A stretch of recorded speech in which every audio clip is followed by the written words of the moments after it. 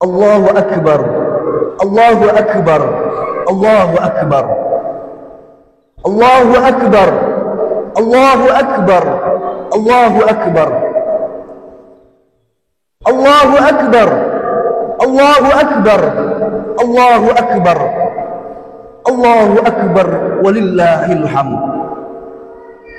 Alhamdulillah, alhamdulillahi rabbil alamin.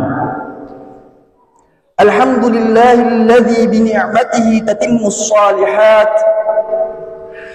wa bi 'afwihi tughfarudz dzunub was sayyi'at wa bi karamihi tuqbalul 'ataya wal qurbat wa bi lutfihi tusattarul 'uyub waz zallat. Walhamdulillah, walhamdulillahilladzi ja'ala al-a'yad fil Islam masdaran lil hana'i was surur. Walhamdulillah, walhamdulillahilladzi tafaddala fi hadhihi al-ayyam al-'ashr 'ala kulli 'abdin shakur. Walhamdulillah, walhamdulillahilladzi amata wa ahya wa mana'a wa a'ta wa arsyada wa huda wa adhaka wa abka. Subhanahu ghafirudz dzambi qabilut tawbi syadidul iqabi. Qala ta'ala fi kitabil karim, wa qulil hamdulillahilladzi lam yattakhidh walada wa lam yakul lahu syarikun fil mulk wa lam yakul lahu waliyyun minadh dhul wa kabbirhu takbira. Allahu Akbar, Allahu Akbar, Allahu Akbar, Allahu Akbar, Allahu Akbar, Allahu Akbar, Allahu Akbar, Allahu Akbar, Allahu Akbar, Allahu Akbar. Ma labisal hadid malabisal ihram.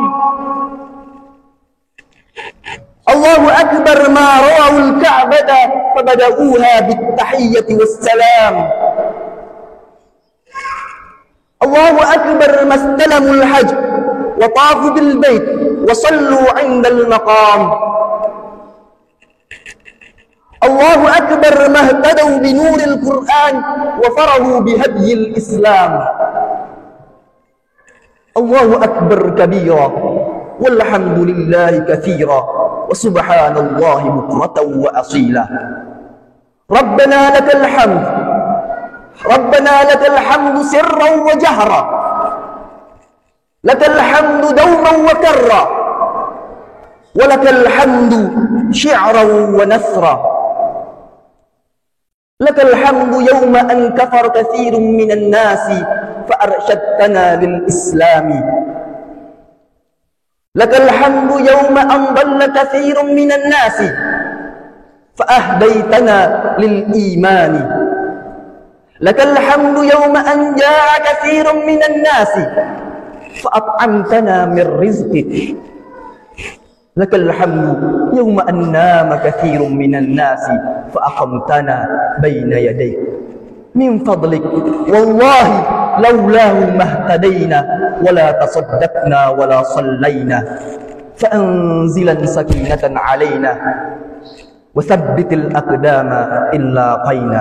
Amma ba'du. Ya ayyuhan nas ittaqullah, ittaqullaha rabbal alamin. Fataqwa wasiyatullah lil awwalin wal akhirin wa syi'aril mu'minin wa ditharil muttaqin. Qala ta'ala fi kitabihil karim, ya ayyuhalladzina amanu ittaqullaha haqqa tuqatih wa la tamutunna illa wa antum muslimun. Hadirin jamaah salat Id yang dirahmati Allah, bersyukur adalah kata yang terlontarkan dari lisan setiap insan. Beribu tahun sudah momentum ini menghiasi alam yang begitu indah. Matahari yang menyambutnya dengan sangat gembira. Begitupun makhluk-makhluk yang berseru penuh dengan kegembiraan. Ya, itulah hari pengorbanan. Idul Adha adalah momentum dari setiap manusia. Bagaimana kita melihat, mendengar, merasakan keagungan-keagungan Allah dan kebesarannya. Takbir, tahmid, dan tasbih yang menggema dari seluruh alam. Setiap makhluk bersuara mengartikan kelemahannya di hadapan Tuhannya. Gema dari suara itu menembus dalamnya samudra, berlantunan dalam ombang-ambingnya ombak dari sebuah bahtera. Langit yang menyambutnya hangat dari suara-suara kalimat yang bermuara, bahwa setiap insan ingin bertatap dan bercerita, mengingat bahwa Allah lah yang maha mendengar, sebaik-baiknya tempat bersandar di muka bumi ini. Allah lah yang maha penyayang dari segala kasih sayang yang ada di muka bumi ini. Allah lah yang maha adil dari segala keadilan yang ditegakkan di muka bumi ini. Allah lah yang maha besar, dengan kun fayakunnya hal-hal yang mustahil tercipta di muka bumi ini. Allahu Akbar, Allahu Akbar, Allahu Akbar, walillahil hamd. Idul Adha adalah tempat bagi roh-roh bisa kembali merasakan kasih sayang Sang Pencipta. Tempat bersandungnya hati setiap hamba demi mencapai hakikatnya cinta. Mengingatkan bahwa dunia seringkali tempat saling memandang kasta. Mengejarnya bak fata morgana untuk mencapai permata. Tapi ingatlah, akhirat adalah akhir dari mahkota. Lihatlah langit yang cerah di pagi indah, matahari yang tersenyum sumringah, semilir angin yang dengan ramah mengusir gerah, seakan mengajak kita untuk berhamdalah, memuji, bersyukur kepada Allah yang maha pemurah, Tuhan yang masih memberi kesempatan kepada kita untuk beribadah, melaksanakan sholat Idul Adha berjamaah. Alhamdulillah, summa alhamdulillah. Allahu Akbar, Allahu Akbar, Allahu Akbar, walillahil hamd. Jemaah sholat Id yang dirahmati Allah, perlu kita ingat kembali, ada dua momentum ibadah yang tidak bisa lepas dari hari raya Idul Adha. Dua ibadah tersebut membutuhkan keikhlasan tingkat tinggi dan bisa menjadi salah satu barometer keimanan dan ketakwaan kita kepada Allah Subhanahu wa taala. Kedua ibadah ini juga harus dilakukan di waktu yang khusus, yakni di bulan Zulhijjah. Bulan yang termasuk bulan yang mulia di sisi Allah Subhanahu wa taala. Dibutuhkan tekad yang kuat, didukung dengan moral dan material yang memadai, jika kita ingin menjalankan ibadah penyempurnaan keislaman kita. Kedua ibadah tersebut juga bukan hanya memiliki dimensi vertikal kepada Allah Subhanahu wa taala, tapi memiliki dimensi horizontal, tetapi memiliki dimensi horizontal atau sosial terhadap sesama manusia. Apakah dua ibadah tersebut? Kedua ibadah tersebut adalah kurban dan haji. Lalu, mengapa kurban dan haji mampu menjadi salah satu barometer kita dalam keimanan kita dan keislaman kita? Ibadah kurban dan haji membutuhkan keyakinan, keikhlasan, dan kepercayaan secara totalitas. Bisa kita lihat di kehidupan kita sehari-hari. Begitu banyak orang-orang yang memiliki harta yang berlimpah, tetapi banyak juga yang tidak terketuk hatinya dalam menjalankan ibadah Allah, yaitu kurban dan haji. Tapi kita melihat di luar sana, banyak orang-orang yang kurang mampu, harta yang sedikit, harta yang berkecukupan, tetapi mereka menabung sedikit demi sedikit.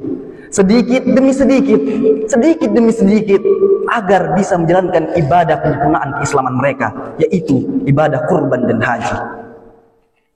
Tentu semua hal ini jika tidak dilandasi dengan keimanan yang kuat, rasanya akan sulit untuk dapat menjalankan perintah-perintah Allah ini.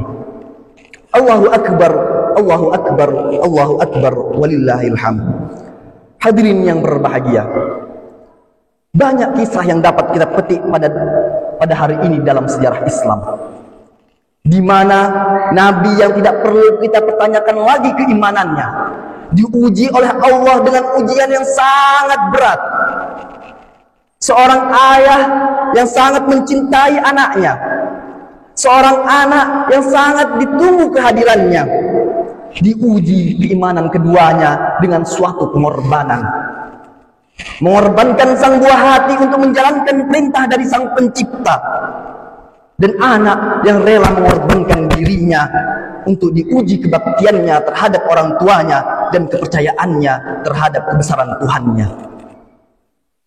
Setelah penantian yang begitu panjang, akhirnya Allah mengaruniakan kepada Ibrahim seorang putra yang kemudian diberi nama Ismail, putra yang sangat ia cintai, yang ia telah tinggalkan selama berpuluh-puluh tahun lamanya. Setelah itu dia tumbuh remaja. Lalu Ibrahim diperintahkan oleh Allah untuk menyembelihnya. Dengan ketundukan yang total kepada Allah Subhanahu wa taala, Ibrahim bersegera menjalankan perintah itu tanpa ada keraguan sedikit pun. Sang putra pun juga menyambut perintah itu dengan kepasrahan yang total, tanpa ada protes sepatah kata pun. Masya Allah, sebuah keluarga yang sangat soleh, yang lebih mengutamakan perintah Allah dibandingkan apapun selainnya. Ayah dan anak yang saling tolong menolong dan menyemangati dalam melaksanakan perintah Allah. Dialog indah keduanya sudah terekam jelas dalam Al-Quran, sebagaimana dikisahkan oleh Allah Subhanahu wa taala di dalam kitabnya. A'udzubillahi minasyaitonir rajim. Qala ya bunayya inni ara fil manami anni adzbauka fanzur madza tara. Ibrahim berkata, wahai anakku, wahai kesayanganku, wahai cintaku, aku melihat di dalam mimpiku bahwa aku menyembelihmu. Pikirkanlah bagaimana pendapatmu. Surah As-Saffat ayat 102.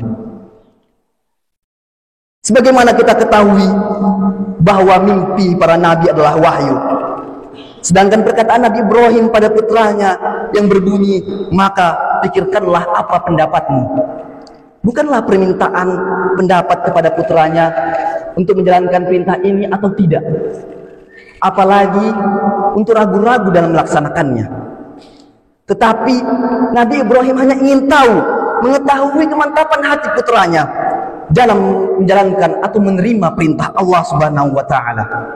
Lalu dengan kemantapan hati dan keteguhan hati Nabi Ismail, ia menjawab dengan jawaban yang menunjukkan bahwa kecintaannya kepada Allah jauh melebihi kecintaannya kepada jiwanya dan dirinya sendiri. Qala ya abati al ma tu'mar satajiduni insyaallahu minas sabirin. Ismail menjawab, wahai ayahandaku, lakukanlah apa yang telah diperintahkan kepadamu. Insya Allah engkau akan mendapatiku termasuk orang-orang yang sabar. Jawaban Ismail yang disertai insya Allah menunjukkan keyakinan sepenuh hati dalam dirinya bahwa segala sesuatu akan terjadi atas kehendak Allah. Apapun yang dikehendaki Allah pasti akan terjadi, dan apapun yang tidak dikehendaki Allah pasti tidak akan terjadi. Allahu Akbar, Allahu Akbar, Allahu Akbar, walillahil hamd. Masyaallah muslimin rahimakumullah. Demi mendengar jawaban dari sang putra tercinta, Nabi Ibrahim lantas menciumnya dengan penuh kasih sayang, sembari menangis terharu dan mengatakan kepada Ismail, ni'mal aunu anta ya bunayya fi amrillah. Engkaulah sebaik-baik penolong bagiku untuk menjalankan perintah Allah, wahai anakku. Nabi Ibrahim kemudian mulai menggerakkan pisau di atas leher Ismail. Akan tetapi pisau itu sedikit pun tidak melukai leher Ismail. Hal ini dikarenakan pencipta segala sesuatu adalah Allah. Pisau hanyalah sebuah alat terpotongnya sesuatu, sedangkan terpotongnya sesuatu dan pencipta segalanya adalah Allah Subhanahu wa ta'ala. Hadirin yang berbahagia, berkat tawakal, sabar, dan takwa serta ketundukan yang total yang ditunjukkan Nabi Ibrahim dan Ismail serta Hajar, Allah memberikan jalan keluar dan mengganti Ismail dengan seekor domba jantan yang besar yang diturunkan oleh malaikat Jibril dari surga. Allahu akbar, Allahu akbar, Allahu akbar, walillahil hamd. Keimanan adalah nikmat yang paling berharga, yang tak dapat digambarkan oleh lisan maupun insan, yang Allah berikan kepada kita. Karena imanlah surganya dunia dan akhirat bagi umat Muhammad. Man 'amila shalihan min dzakarin aw untha wa huwa mu'minun falnuhyiyannahu hayatan thayyibah wa lanajziyannahum ajrahum bi ahsani ma kanu ya'malun. Barang siapa yang mengerjakan kebajikan, baik laki-laki maupun perempuan dalam keadaan beriman, maka pasti akan kami berikan kepadanya kehidupan yang baik, dan akan kami beri balasan dengan pahala yang lebih baik dari apa yang telah mereka kerjakan. Bisa kita lihat bagaimana terletak keindahan keluarga Nabi Ibrahim. Kepercayaan akan Tuhannya menjadi landasan dalam berkeluarga. Seorang anak yang mampu dan rela mengorbankan dirinya demi ketakwaannya terhadap Tuhannya dan agamanya. Seorang ayah yang rela menyembelih buah hatinya yang telah dinanti lama demi keimanannya. Seorang istri yang rela ditinggalkan di tanah yang begitu sangat gersang tanpa adanya air, dengan seorang anak yang masih belita. Semua tentang kepercayaan bahwa Allah telah melukis keindahan dalam kehidupannya. Semua tentang keimanan, dan keimanan. Setelah mendengar kisah di atas yang begitu menyayat hati, tentu membuat diri kita bertanya, kenapa Nabi Ibrahim bisa melakukan hal itu kepada seorang yang dicintainya? Kenapa harus merelakan seseorang yang sangat ia cintai demi sebuah pengorbanan? Lalu mengapa Nabi Ismail rela mengorbankan dirinya, jiwanya, seluruhnya untuk perintah yang tidak dilihatnya, akan tapi dilihat oleh bapaknya dalam mimpinya? Kuat dalam menahan kesedihannya bahwa setelah lama menanti bertemu dengan sang panutan, kemudian sang panutan meminta untuk mengorbankan dirinya. Tak terbayang perasaan Siti Hajar sebagai seorang istri dan ibu. Ia telah mengandung dan merasakan bagaimana sakitnya melahirkan, yang seakan-akan nyawa terbang melayang menghilang dari tubuhnya. Membesarkan anak tanpa suami di tanah yang berteman dengan matahari, tanpa adanya air yang memumpuni. Mendapati berita bahwa pengorbanan sang buah hati yang dirawatnya dari beribuan tetes darah yang tak henti. Tentu semua itu tentang kepercayaan. Tapi di balik semua itu ada landasan yang lain. Dasar dari sebuah kehidupan. Apakah itu?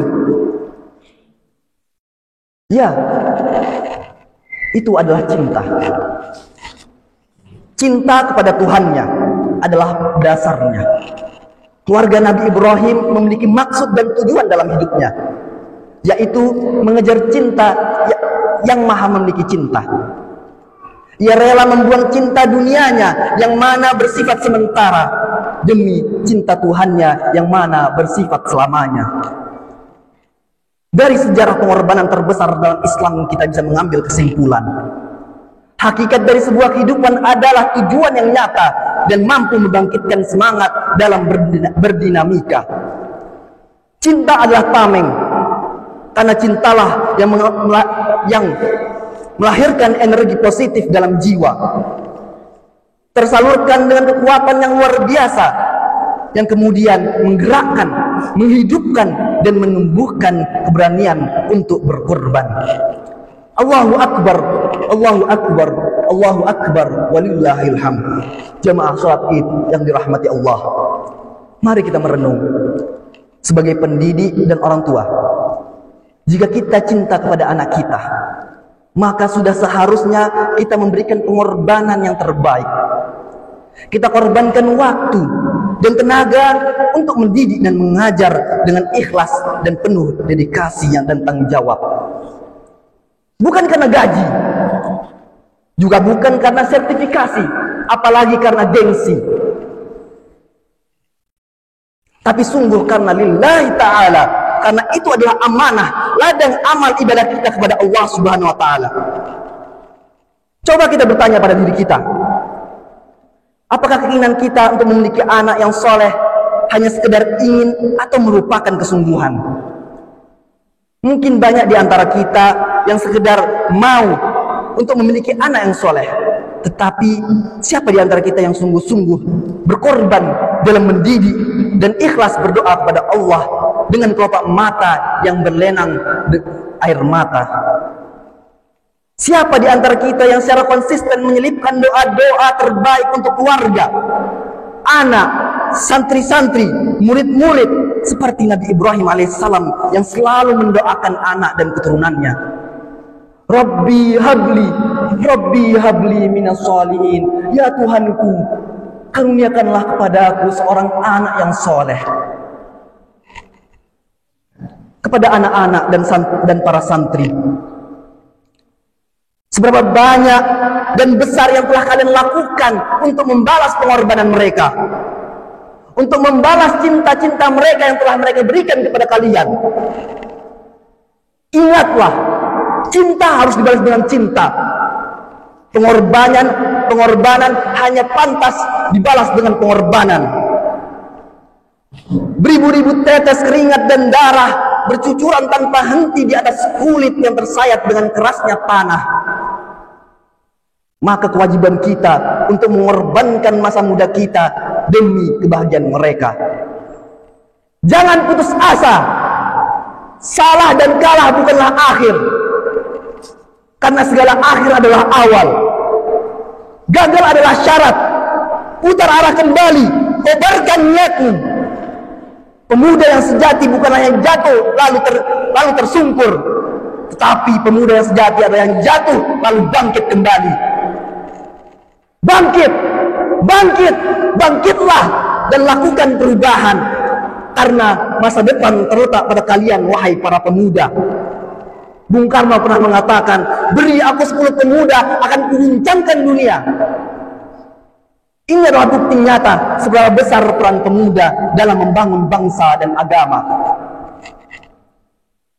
Ya dadirul fursata wahdar fautaha, fabulughul izzi fi nailil furas. Wagtanim umraka ibbanas sibah, fahuwa in zada ma'a syaibi naqas. Innamad dunya khayalun 'aridun, qallama yabqa wa akhbarun tuqas. Taratan tadju wa tawran tanjali, 'adatu zilli saja thumma qalas. Fabtadir mas'aka wa'lam annaman badara as-saydi ma'al fajri qanas. Lan yanalul mar'u bil ajzil muna, innamal fawzu liman hamma fanas.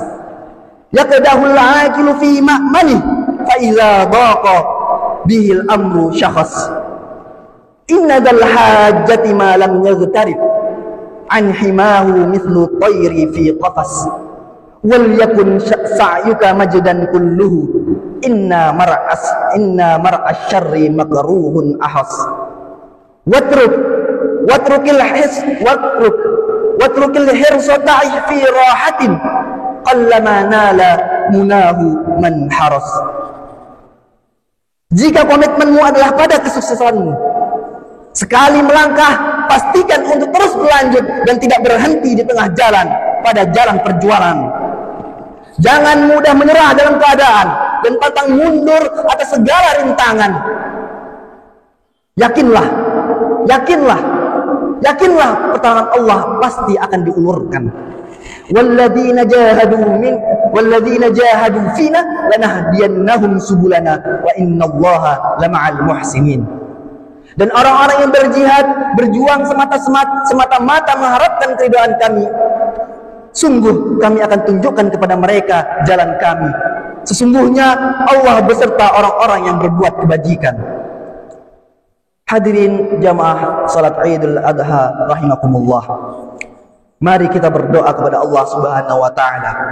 Semoga Ia senantiasa mencurahkan segenap rahmat, taufik, hidayah dan barokahnya atas kita semua. Mari kita ulurkan tangan ke langit untuk berdoa kepada Tuhan kita. Bismillahirrahmanirrahim. Alhamdulillahi rabbil alamin. Allahumma salli wa sallim ala sayyidina Muhammadin. Allahumma inna nahmaduka bi annaka ahlun an tuhmada wa nashkuruk, bi annaka ahlun an tushkara wa tusni alayka al-khaira kullah, fa innaka anta ahlul majdi wath thana. Rabbana zalamna anfusana zulman katsira wa innahu la yaghfiru dhunuba illa anta faghfir lana maghfiratan min 'indik warhamna innaka antar ghafurur rahim. Ya Allah, Engkaulah Tuhan yang menciptakan kami. Engkaulah yang satu-satunya yang berhak untuk kami sembah. Hari ini kami datang mengetuk pintu ampunan-Mu. Hari ini kami hadir bersimpuh dengan peluh dosa yang melekat di tubuh kami yang lemah ini. Ya Allah, betapa sering lupa bahwa kehidupan dunia ini sangat singkat. Hingga kami pun jatuh dalam kedurhakaan terhadap perintah-Mu. Ya Allah, ampunilah kami ya Allah, jika Engkau menutup pintu ampunan-Mu yang agung kepada siapa yang kami mencari ampunan.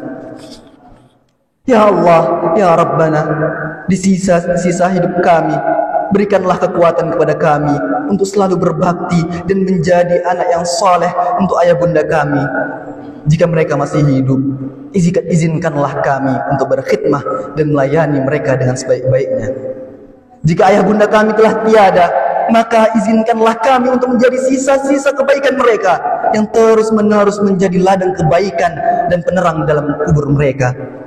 Ya Allah, ampunilah. Ya Allah, ampuni kedurhaka kami kepada ayah bunda kami. Ya Allah, ya Rabbana, berikan kami kekuatan dan kemampuan untuk menjadi orang tua yang terbaik untuk putra-putri kami. Hanya Engkau satu-satunya yang dapat memberikan kekuatan untuk mendidik mereka dengan sebaik-baiknya. Ya Allah, jadikan anak-anak kami sebagai penyejuk hati kami yang selalu mendoakan kami saat kami sendiri dalam kegelapan alam kubur. Ya Allah, karuniakan kepada kami anak-anak yang mencintai Al-Quran dan sunnah-sunnah Nabi-Mu serta menegakkan nilai-nilai-Mu. Ya Allah, Zat yang maha mengabulkan doa, kabulkanlah doa kami, penuhilah permintaan kami. Kamilah hamba-Mu yang lemah, harapan kami hanya kepadamu. Engkau maha mendengar, Engkau maha penguasa satu-satunya yang hak. Engkaulah sebaik-baik pemberi yang diharap. Rabbana la tuzigh qulubana ba'da idh hadaytana wa hab lana min ladunka rahmah innaka antal wahhab. Rabbana la tuzigh qulubana ba'da idh hadaytana Rabbana wa la tahmil 'alaina isran kama hamaltahu 'alal ladzina min qablina. Rabbana wa la tuhammilna ma la taqata lana bih wa'fu 'anna waghfir lana warhamna anta maulana fansurna 'alal qaumil kafirin. Ya Allah, kami sadar Sungguh begitu banyak nikmat dan karunia-Mu yang tidak pernah putus pada kami. Namun baru sedikit yang kami ikhlaskan, yang kami persembahkan, yang kami korbankan untuk semata-mata mengabdi di jalan-Mu. Ya Allah, yang Maha Pengasih lagi Maha Penyayang, kami sering lupa tidak menghargai petunjuk-Mu. Kami buta, kami bisu, kami sombong di hadapan-Mu. Kami merasa yang paling pintar, paling kuat, egois, padahal kami paling bodoh. Kami paling lemah di hadapan-Mu. Kami merasa paling terhormat, paling berkuasa, paling mulia, padahal kami paling rendah dan hina di hadapan-Mu. Ya Allah, ya Rahman, ya Rahim, maafkan dan ampuni kami ya Allah. Jangan jadikan semua itu halangan kami untuk melewati jembatan Shiratal Mustaqim, menuju-Mu, menuju surga-Mu di akhirat nanti ya Allah, ya Rabbal Alamin. Ya Allah, mantapkanlah hati kami, teguhkan kaki kami di atas kebenaran, naungkanlah kami dengan cahaya-Mu ya Allah, agar kami bisa membawa diri kami sebagai khalifah di muka bumi ini, menebar manfaat bagi semua, ikut memikirkan kesulitan dan kesusahan saudara kami ya Allah. Rabbana zalamna anfusana wa illam taghfir lana lanakunanna minal khasirin. Rabbana atina fid dunya hasanah wa fil akhirati hasanah wa qina azaban nar. Wa sallallahu alal mursalin walhamdulillahi rabbil alamin. Ibadallah, innallaha ya'muruna bil adli wal ihsan wa ita'i dzil qurba wa yanha 'anil fahsya'i wal munkari wal baghi ya'idzukum la'allakum tadhakkarun wa dhkurullaha ya'idzukum yadhkurukum washkuruhu 'ala ni'amihi yazidkum wa la dzikrillahi akbar. Aqulu qawli hadha wastaghfirullaha li wa lakum. Akhirul kalam, wassalamu alaikum warahmatullahi wabarakatuh.